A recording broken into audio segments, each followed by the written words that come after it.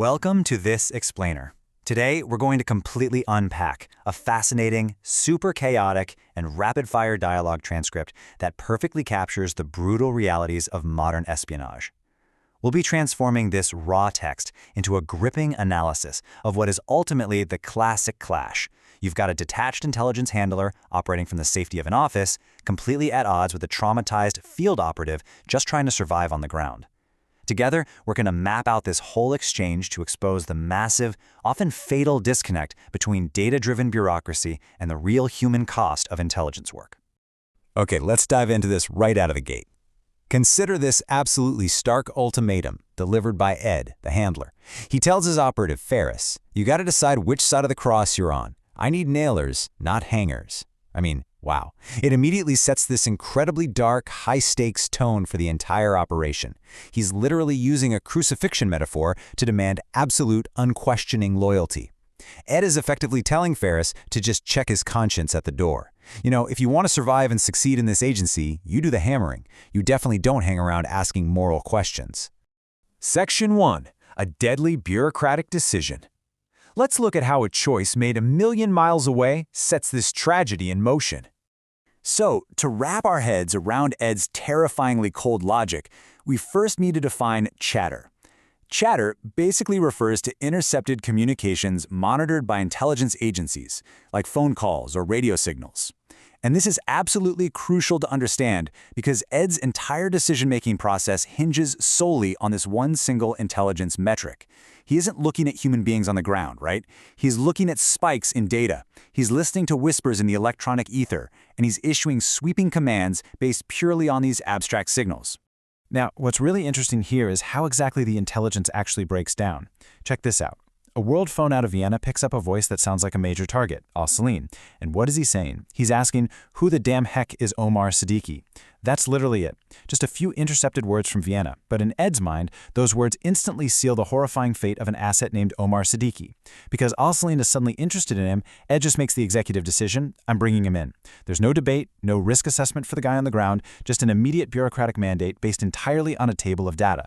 Well, Ferris, who is actually on the ground and understands the reality of the situation, immediately protests this decision to bring Siddiqui in. He lays out the visceral, deadly consequences of treating a human life like a simple pawn on a chessboard. Ferris knows for a fact that acting on this thin chatter and pulling Siddiqui in will instantly expose him. He explicitly warns Ed, when they find him, they are going to torture him and they are going to kill him. Ferris is desperately trying to inject a dose of actual reality into Ed's sterilized, data-driven plan. And how exactly does Ed respond to the fact that his orders are going to lead to a man's torture and death? He abruptly dismisses Ferris's urgent warning with this incredibly detached justification. Ain't nobody innocent in this shit. This proves he operates with an entirely different, totally ruthless moral compass. For Ed, collateral damage is just a built-in cost of doing business. If Siddiqui dies, it simply doesn't matter to him, because nobody is innocent anyway. It is just a terrifying way to casually sign a man's death warrant. Moving on to Section 2, Chaos in the Field. Here is where the bureaucratic mandates physically collide with reality.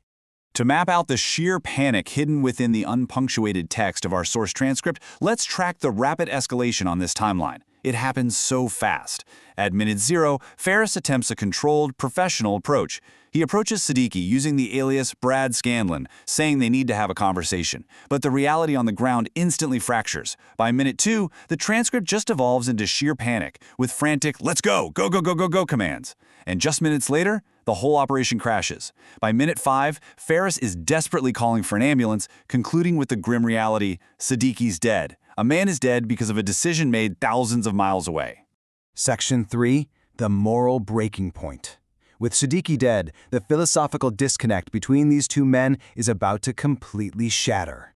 And this brilliantly illustrates the core conflict by pitting Ed's pragmatic data metrics directly against Ferris's emotional and physical trauma.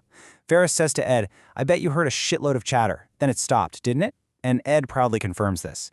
Ed actually measures success by silence on a radio. He got closer to his target, so to him, the operation worked perfectly. Meanwhile, Ferris's reality is staring at a dead body, dealing firsthand with what he calls the unnecessary travesties of this war. It is literally the ultimate clash of a spreadsheet against a human casualty. The contrast hits its absolute peak right here.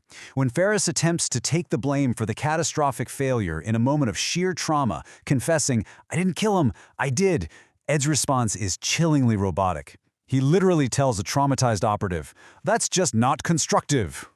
He treats Ferris's immense guilt and moral crisis as if it were simply an unproductive talking point in a corporate boardroom meeting.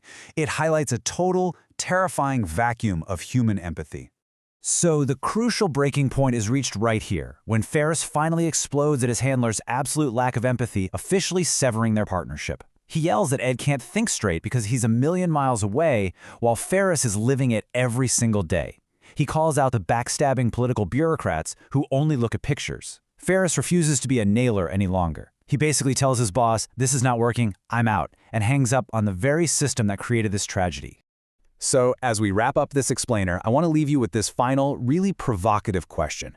What happens when the people calling the shots are a million miles away from the trigger?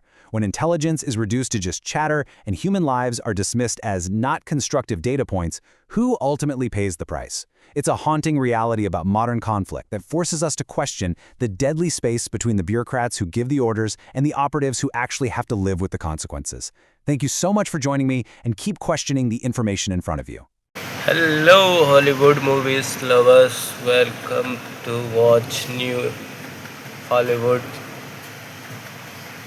movies. Icebreaker 230, and this is story, and watching for and like and subscribe adventure stories and more activities adventure.